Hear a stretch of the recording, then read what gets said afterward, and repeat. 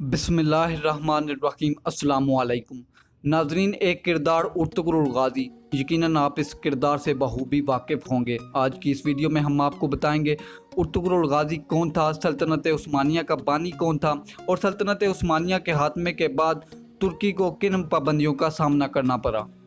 उर्तुगरुल का ताल्लुक तुर्क कबाइल की एक शाख काई कबीले से था और इनका ख़ानदान सरदार कहलाता था। ये कबीला अहले सुन्नत वल जमात से मुंसलिक मसलकन हनफी था। उर्तुगरुल गाज़ी एक बहादुर, नडर, बेखौफ, दिलेर और ईमानदार इंसान था। वो सारी उम्र सल्जोकी सल्तनत के वफादार रहे। सुल्तान अलाउद्दीन ने अर्तुगरुल की खिदमत से मुतासर होकर इनको सोगूत और इसके नवाह में वाक़या दूसरे शहर बतौर जागीर अता किए और साथ ही सरदार आला का ओहदा भी दिया। इसके बाद आसपास के तमाम कबायली इलाके इनके मातहत आ गए। इस्लाम की सरबुलंदी की खातिर उर्तुगरुल और दीगर उस्मानी सलातीन की मुजाहिदाना सरगर्मियों की बना पर अमूमन इनके नामों के साथ गाज़ी का लक़ब लगाया जाता था। उर्तुगरुल की वफ़ात के बाद इसके बेटे ने सल्तनत उस्मानिया की बुनियाद रखी।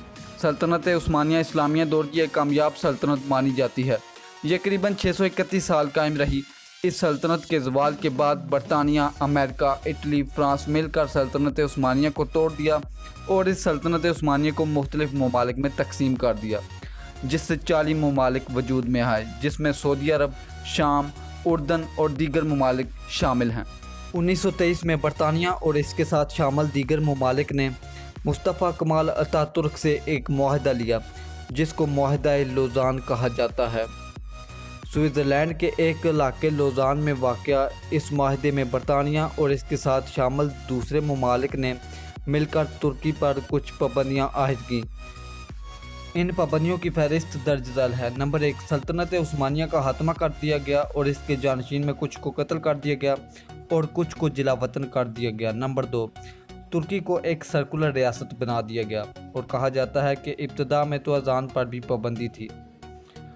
नंबर 3, तुर्की तेल नहीं निकाल सकता या मादनियात वगैरह नहीं निकाल सकता। इसके अलावा तेल मौजूद होने के बावजूद ड्रिलिंग नहीं कर सकता। फार्स पोर्ट्स तुर्की की बंदरगाह है, इसको बैनुल-अक़वामी करार दिया गया। जो मर्जी यहाँ से आए जाए, तुर्की से टैक्स वसूल नहीं कर सकता। सुना है कि जब तुर्कश हज या उम्रा करने जाते हैं तो इनके पास एक नक्शा होता है, क्योंकि इन्होंने बड़े लंबे अरसे तक मक्का मुकरमा और मदीना मुनव्वरा में आने वाले लोगों की मेज़बानी की है। तो जब सऊदी हुकूमत इस नक्शे में रद्दोबदल करती है तो वो इन पत्थर को उठाकर अपने मुल्क ले जाते हैं। इन पत्थर को तुर्की के शहर इस्तांबुल में एक म्यूज़ियम में रखते हैं, जहाँ पर ये पत्थर सेव हैं, ताकि लोगों को पता चले कि अल्लाह ताला ने लंबे अरसे तक मक्का मुकरमा और मदीना मुनव्वरा शरीफ में तुर्कन को अपनी खिदमत सर अंजाम देने का शर्फ बख्शा है।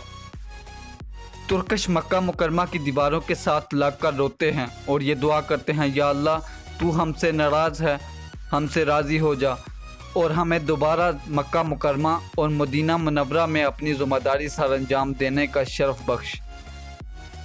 सन 2023 को ये मुआहदा लोज़ान ख़त्म होने वाला है, तो उसके बाद तुर्की क्या करेगा? तुर्की सबसे पहले अपने मुल्क में पेट्रोल की ड्रिलिंग करेगा और पेट्रोल में खुद कफील होने की कोशिश करेगा। इसके अलावा तुर्की अपनी बंदरगाह से गुजरने वाले बहरी बेरों से टैक्स भी वसूल करेगा, क्योंकि मुआहदे को 100 साल कंप्लीट हो चुके होंगे। तुर्की एक नहर तैयार कर रहा है, जिसका नाम इस्तांबुल कैनाल रखा गया है। ये नहर स्वीज़ के बाद दुनिया की दूसरी अहम नहर होगी।